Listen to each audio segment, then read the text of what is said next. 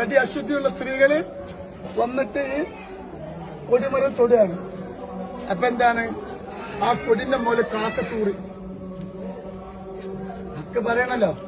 വരുമ്പോൾ കേരളത്തിന്റെ മുന്നിൽ ഇസ്ലാം പരിഹാസ്യ കഥാപാത്രമായി മാറുന്നതിന്റെ കാരണം എന്തറിയോ? ഇതൊക്കെയാണ്. ഓക്കെ, അൻസാരി ഉസ്താദ് പറഞ്ഞ വാക്കുകൾ കടമെടുത്തുകൊണ്ട് ഞാൻ ചോദിക്കുകയാണ്. ഇപ്പോൾ ഈ ഒരു ആറ്റക്കോയ തങ്ങൾ എടുത്തു പറഞ്ഞ രണ്ട് സ്ത്രീകളെ കുറിച്ചിട്ടാണ്. രണ്ട് സ്ത്രീകൾ അശുദ്ധരായിക്കൊണ്ട് ആ ഒരു സ്ഥലത്തേക്ക് മജ്‌ലിസിലേക്ക് വന്നു എന്നുള്ളതാണ്. ഒന്നാമത് അതൊരു വലിയ മണ്ടത്തരമാണ്. ഒരിക്കലും ബുദ്ധിയും വിവേകവും യുക്തിയും മതഭക്തി വിശ്വാസമുള്ള ആളുകൾ അത് ചെയ്യില്ല എന്നുള്ളതാണ്. ഇനി അടുത്തൊരു കാര്യം, അങ്ങനെ അശുദ്ധി എന്ന് പറഞ്ഞുകൊണ്ട് മാറ്റി നിർത്തുന്ന കാര്യം ഇത്രയും പവിത്രമായ ഒരു കാര്യമാണ് എന്ന് നിങ്ങൾ ആദ്യം തന്നെ മനസ്സിലാക്കുക. ഇവർ അശുദ്ധി എന്ന് ഉദ്ദേശിക്കുന്നത് വെച്ചിട്ടുണ്ടെങ്കിൽ മെൻസസ് ആണ്. ഒരു സ്ത്രീ മെൻസസ് ആവുന്നത് എന്തിനാണ് ഏതിനാണ് എന്ന് ശാസ്ത്രീയ വശമോ മതപരമായ ഒരു ശാസ്ത്രമൊന്നും ഞാൻ പറയേണ്ട കാര്യമില്ല, നിങ്ങൾക്കറിയാം. അതായത് ഒരു കുഞ്ഞിന് വേണ്ടിയിട്ട് ശരീരം സജ്ജമാകുന്ന അവസ്ഥയാണ്. ഡീറ്റെയിൽ ആയിട്ട് ഞാൻ പറയുന്നില്ല, മുന്നേ കുറെ വീഡിയോ ചെയ്തിട്ടുണ്ട്. ഓക്കെ, അപ്പോൾ രണ്ട് സ്ത്രീകൾ അതിൽ വന്ന് തൊട്ടപ്പോൾ ആ കൊടിമരത്തിന്റെ മുകളിലുള്ള കൊടിയിൽ കാക്ക അപ്പിയിട്ടു.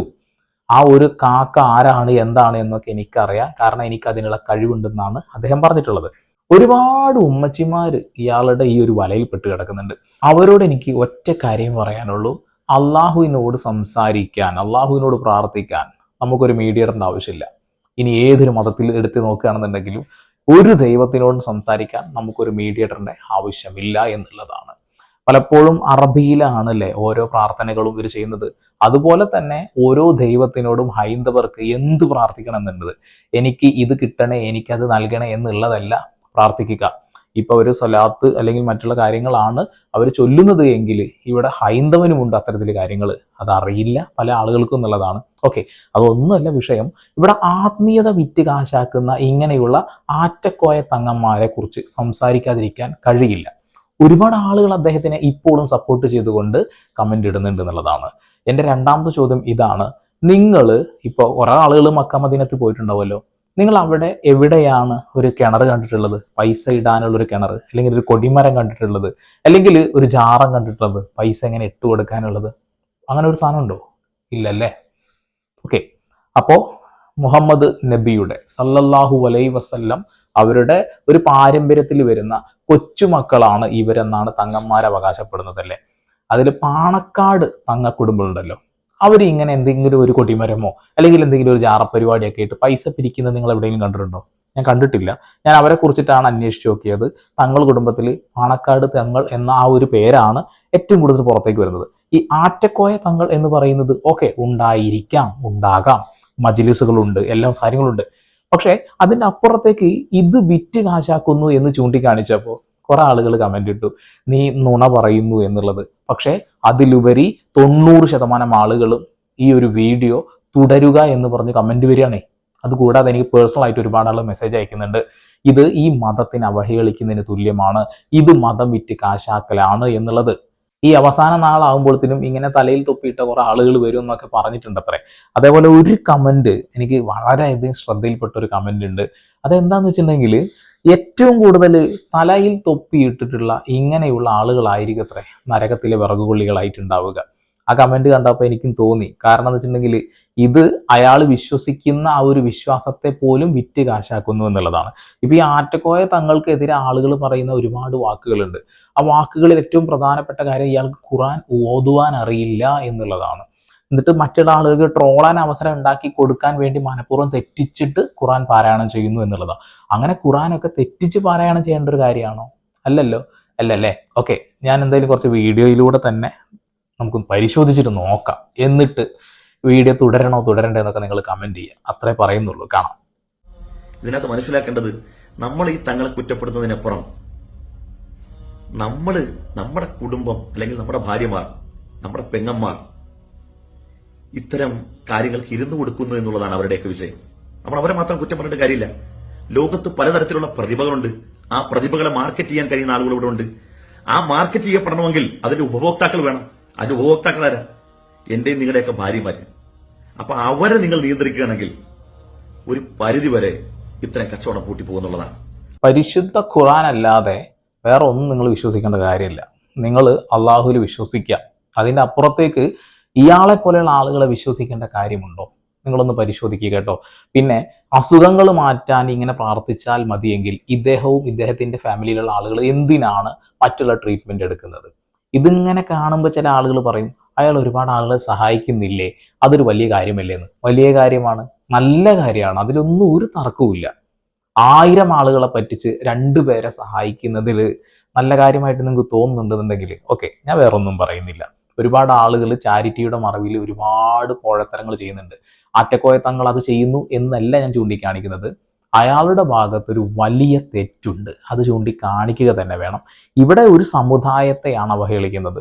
കേരളത്തിലുള്ള മറ്റു മതത്തിലുള്ള ആളുകൾ, ഇവിടെ ഒരു മതം എന്ന് പറയുന്നത് കാരണം എന്താ വെച്ചിട്ടുണ്ടെങ്കിൽ ഏറ്റവും കൂടുതൽ ഇയാളെ ട്രോളുന്നത് ഇസ്ലാം മതത്തിലുള്ള ആളുകളാണ്. അവർ പറയുന്ന വാക്കുകൾ, അൻസാരി ഉസ്താദ് പറഞ്ഞ വാക്കുകൾ അത് തന്നെയാണ്. മറ്റുള്ളവർ ഈ ഒരു മതത്തെ അവഹേളിക്കാൻ ഇതൊരു കാരണമാവില്ലേ, ഇങ്ങനെ ഒരുപാട് ആളുകളില്ലേ എന്നുള്ളത്. ആദ്യം തന്നെ നിങ്ങളോട് പറയാം, എല്ലാ മതത്തിലും ഉണ്ട് കേട്ടോ ഇങ്ങനെ പറ്റിക്കൽസ്. ഇത് എളുപ്പമുള്ള പരിപാടിയാണ്, പൈസ ഉണ്ടാക്കാൻ കിമ്പളം, നല്ല കായ് ഉണ്ടാക്കാൻ പറ്റുന്ന പരിപാടിയാണ്. അപ്പോൾ ഇങ്ങനെയുള്ള പരിപാടികളായിട്ട് ആളുകൾ മുന്നോട്ട് പോകുന്നുള്ളതാണ്. അപ്പോൾ ഇങ്ങനെ സ്ത്രീകളെ ഏറ്റവും അടുപ്പിക്കാൻ, വളരെ എളുപ്പത്തിൽ പറ്റിക്കാൻ കഴിയുന്നു എന്നുള്ളത് പ്രധാനപ്പെട്ട ഒരു കാര്യം തന്നെയാണ്. ആളുകളെ പതുക്കെ അങ്ങ് കൊണ്ടുവരിക, അവരുടെ കയ്യിൽ നിന്നുള്ളത് അവർ വിശ്വാസമാണ്. ആളുകൾ ഇങ്ങനെ ഇതിനെ കേൾക്കുകയാണ്, ആ കേൾക്കുമ്പോൾ അത് വിശ്വസിക്കുന്നു, അതിൽ പോയി വീഴുന്നു എന്നുള്ളതാണ്. നിങ്ങൾ സക്കാത്ത് നൽകണം എന്നുള്ള കാര്യം എല്ലാവർക്കും അറിയാം. അത് ഏത് മതത്തിലുള്ള ആളാണെങ്കിലും ഈ സക്കാത്ത് എന്ന് പറഞ്ഞിട്ടുണ്ടെങ്കിൽ നമ്മുടെ കയ്യിൽ കുറച്ച് കൂടുതൽ സമ്പാദ്യം വരുമ്പോൾ അതിൻ്റെ ചെറിയൊരു അംശം പാവപ്പെട്ടതിന് കൊടുക്കുക എന്നുള്ളതാണ്. അതെല്ലാം മതവും പറയുന്നുണ്ട്. എന്നാൽ ഇസ്ലാം മതം അത് കർശനമായിട്ട് പറയുന്നുണ്ട്, ഉണ്ടെങ്കിൽ കൊടുക്കുക എന്നുള്ളത്. അപ്പൊ നിങ്ങളുടെ കയ്യിൽ അങ്ങനെ ഉണ്ട് എങ്കിൽ നിങ്ങളത് നേരിട്ട് കൊടുക്കുക എന്നുള്ളതാണ്. ഒരിക്കലും ഒരു കൊടിമരത്തിന്റെ അടിയിലേക്ക് കൊണ്ടുപോയിട്ടിട്ട് നിങ്ങൾ മറ്റൊരാളെ വളർത്തിയെടുക്കേണ്ട കാര്യമുണ്ടോ? ഇയാൾ അതിൽ നിന്ന് എടുത്തതിന് ശേഷമല്ലേ ബാക്കിയുള്ള ആളുകൾ കൊടുക്കുള്ളൂ. അതിന്റെ ആവശ്യമില്ലല്ലോ, ഓൾറെഡി അയാൾ അതിന് സമ്പാദിക്കുകയാണ്. അങ്ങനെയല്ല നിങ്ങൾ കൊടുക്കേണ്ടത്, നിങ്ങൾ നേരിട്ട് സക്കാത്ത് കൊടുക്കുകയാണ് വേണ്ടത്. ഇപ്പൊ എന്തൊരു മല്ലു ട്രാവലർ എന്ന് പറയുന്ന ഒരു യൂട്യൂബറിലെ അയാൾ ഒരു ഇൻസ്റ്റാഗ്രാമിൽ ഒരു വീഡിയോ ഇട്ടിട്ടുണ്ടായിരുന്നു. എൻ്റെ കയ്യിലുള്ള 50ൻ്റെയും 200ൻ്റെയും 100ൻ്റെയും കെട്ടുകളുണ്ട്, ഈ കെട്ടുകളിൽ നിന്ന് ഞാൻ നിങ്ങൾക്ക് സക്കാത്ത് തരും, ഈ സക്കാത്ത് നിങ്ങൾക്ക് കിട്ടണമെങ്കിൽ നിങ്ങൾ ഒന്ന് ഷെയർ ചെയ്തിട്ട് വാട്സപ്പിൽ മെസ്സേജ് അയക്കൂ എന്നാണ് പറഞ്ഞത്. അതൊക്കെ എന്ത് സക്കാത്ത് കാര്യമാണെന്ന് എനിക്ക് മനസ്സിലാവുന്നില്ല. കൊള്ളാം. ആളുകൾക്ക് അവരുടെ കയ്യിലുള്ള പ്രതിഭകൾ മാർക്കറ്റാക്കും. ആ മാർക്കറ്റ്, ആ സാധനം ജനങ്ങളിലേക്ക് വെക്കുമ്പോൾ അത് ദായകമാകുമെന്ന് ഉപഭോക്താക്കൾക്ക് സ്വീകരിക്കാൻ ആളുണ്ട് എന്ന് കച്ചവടക്കാരനെ ബോധ്യപ്പെടുമ്പോഴാണ് അയാൾ വീണ്ടും ആവേശം കൊണ്ട് അതിൽ തിവർക്കുന്നത്. അതിനപ്പുറത്തേക്ക് നമ്മൾ പിൻവലിഞ്ഞാൽ ഇതെല്ലാം ഇവിടെ ശൂന്യമാകും. നിങ്ങളെ മതം പറയൂ, മനുഷ്യരെ മനുഷ്യരാക്കി തീർക്കും. തീർച്ചയായിട്ടും അത് തന്നെയാണ് വേണ്ടത്. ഇങ്ങനെയുള്ള ആളുകൾ, ഇപ്പൊ ഇയാളുടെ ഒരു അനിയനും കൂടി ഇപ്പോ പൊന്തി വരുന്നുണ്ട്. ഈ ആറ്റക്കോയ തങ്ങൾ എന്ന് പറയുന്നത് ഒരു തങ്ങൾ ഫാമിലി ആണ് എന്ന് തന്നെ കൂട്ടിക്കോ, ഇനി അത് തന്നെ ഉറപ്പിച്ചോ. പക്ഷേ എന്തുകൊണ്ട് പാണക്കാട് തങ്ങൾ ഫാമിലി ഒന്നും ഈ രീതിയിൽ ആളുകളെ പറ്റിച്ച് പൈസ ഉണ്ടാക്കുന്നില്ല? അതൊരു വലിയ ചോദ്യമല്ലേ. അതായത് ഞാൻ പ്രാർത്ഥിച്ചു കഴിഞ്ഞാൽ നിങ്ങളുടെ അസുഖം മാറുന്നു എന്ന് പറയുന്നുണ്ടല്ലോ. ഖുറാൻ എടുത്ത് 2 അക്ഷരം കൂട്ടി വായിക്കാൻ കഴിയുന്ന ഒരാൾക്ക് അത് വായിച്ചാൽ മനസ്സിലാവും. നിങ്ങൾ പ്രാർത്ഥിച്ചുകൊണ്ട് തന്നെ ഇദ്ദേഹം ചെയ്യുന്ന അതേ സാധനം നിങ്ങൾക്ക് സ്വയം ഇരുന്ന് ചെയ്യാം. അയാൾ അടുത്ത് പോയിട്ടൊന്നും ഈ ഒരു കാര്യം ചെയ്യേണ്ട യാതൊരു കാര്യമില്ല. അത് നിങ്ങൾ ആദ്യം മനസ്സിലാക്കുക. ഇപ്പൊ ദിക്ർ ചൊല്ലാൻ വേണ്ടിയിട്ട് നമ്മൾ വേറെ അടുത്ത് പോകേണ്ട കാര്യമില്ല, വീട്ടിലിരുന്ന് ചൊല്ലിയാൽ പോരെ അല്ലെ? ഇപ്പൊ രാമായണം ചൊല്ലണമെന്നുണ്ടെങ്കിൽ വീട്ടിലിരുന്ന് ചൊല്ലിയാൽ മതി. അതൊരു കൂട്ടമായി ചൊല്ലേണ്ട ഒരു കാര്യമില്ല. അത് നിങ്ങൾ ചൊല്ലുമ്പോഴാണ് നിങ്ങൾക്ക് അതിന്റെ ഒരു ഗുണം കിട്ടുന്നത്. അത്രേ ഉള്ളൂ. എല്ലാ മതത്തിലും ഉണ്ട് അതേപോലെ. അത് കൂട്ടമായി ഇരുന്ന് അവിടെ പോയി ചൊല്ലേണ്ട ഒരു കാര്യമില്ല. ഇപ്പൊ ഇദ്ദേഹം അങ്ങോട്ട് ക്ഷണിക്കുന്ന എന്തിനാ? അവിടെ എത്തുമ്പോഴാണ് നിങ്ങളുടെ കയ്യിൽ നിന്നുള്ള ആ ഒരു സമ്പത്ത് അയാളുടെ കയ്യിലേക്ക് എത്തുകയുള്ളൂ എന്നുള്ളതാണ്. പിന്നെ വേറൊരു വീഡിയോ ഉണ്ട്, അതായത് ഇയാളെ തന്നെ വിമർശിക്കുന്ന ആളുകൾക്കെതിരെ ഇയാളൊരു പ്രാവിയുണ്ട്. അതൊന്ന് കേട്ടോക്കാം.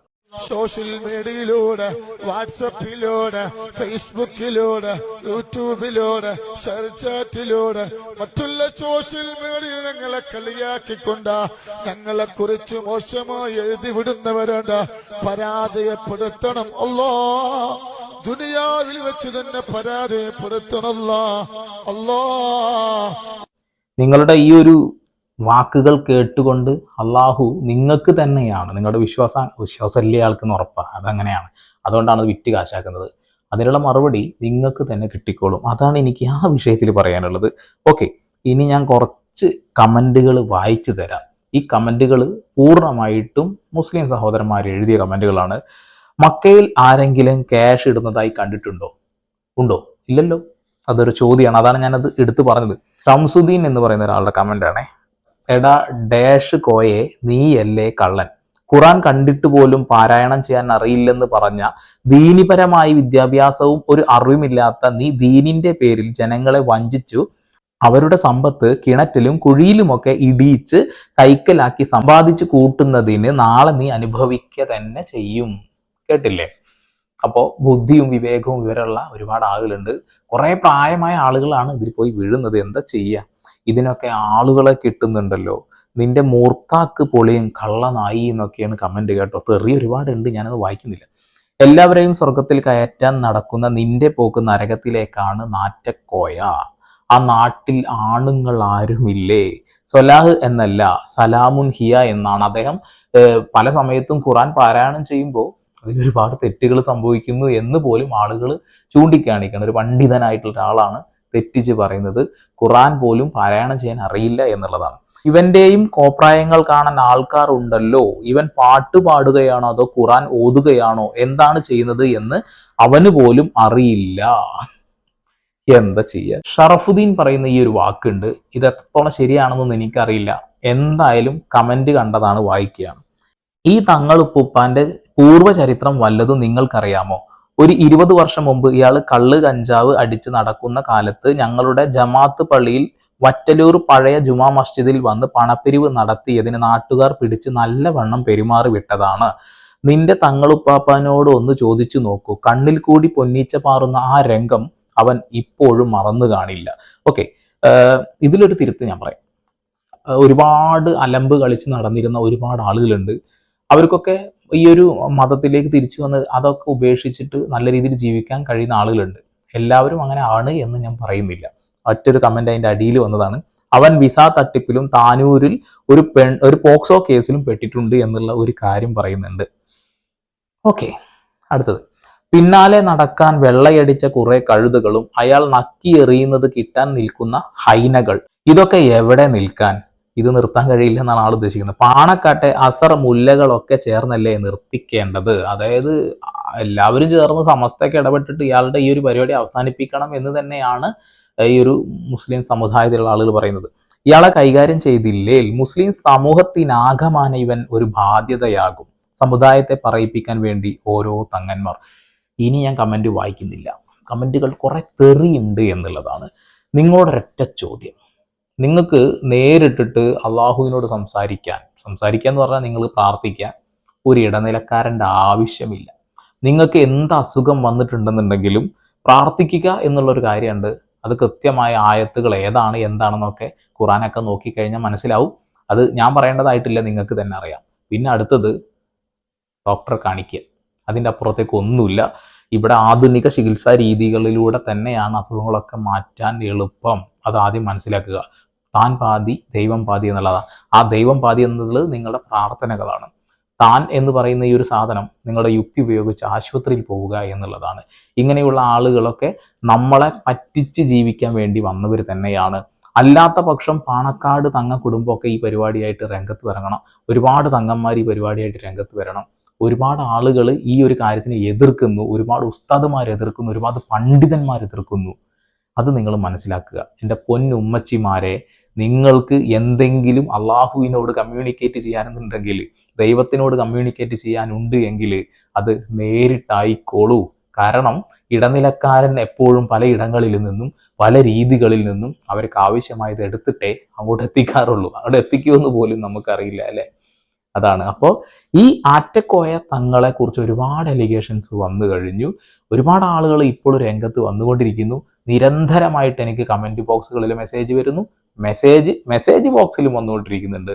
ഇയാൾ ഈ ഒരു സമുദായത്തെ നശിപ്പിക്കും, എൻ്റെ പൊന്നു സഹോദര, ഒരു 2 വീഡിയോയും കൂടി ചെയ്തിട്ട് അതൊന്ന് അവസാനിപ്പിക്കാൻ കഴിയുമെന്നുള്ളതാണ്. എനിക്ക് ഉറപ്പുണ്ട് അതിന് കഴിയില്ല എന്ന്. കാരണം വിദ്യാഭ്യാസമുള്ള ആളുകളും വിദ്യാശൂന്യരായ ആളുകളും ഒരേ രീതിയിൽ ഇയാളുടെ കാലിൽ കിടക്കുന്നുണ്ടെന്നുണ്ടെങ്കിൽ ഒന്ന് മനസ്സിലാക്കിക്കോളൂ, ഇത് കിയാമത്ത് നാള് തന്നെ. ഒരു തർക്കവും വേണ്ട കാര്യത്തിൽ.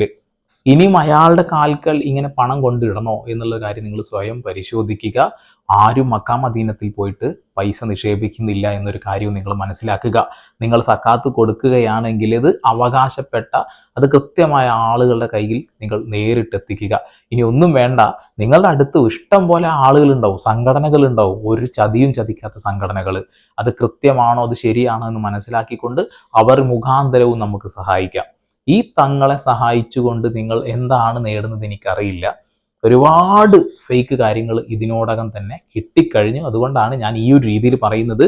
ഞാൻ ആറ്റക്കോയ തങ്ങളെ കുറിച്ച് ചെയ്തൊരു വീഡിയോയിൽ ഒരു ഉമ്മച്ചി പറഞ്ഞ കുറെ കാര്യങ്ങളുണ്ട്, അതിൽ തെളിവില്ല അതില്ല എന്നൊക്കെ പറയുന്നുണ്ട്. അവർ FIR ഇട്ട കേസാണ്, അതിൻ്റെ FIR കോപ്പിയും കാര്യങ്ങളൊക്കെ ഉണ്ട്.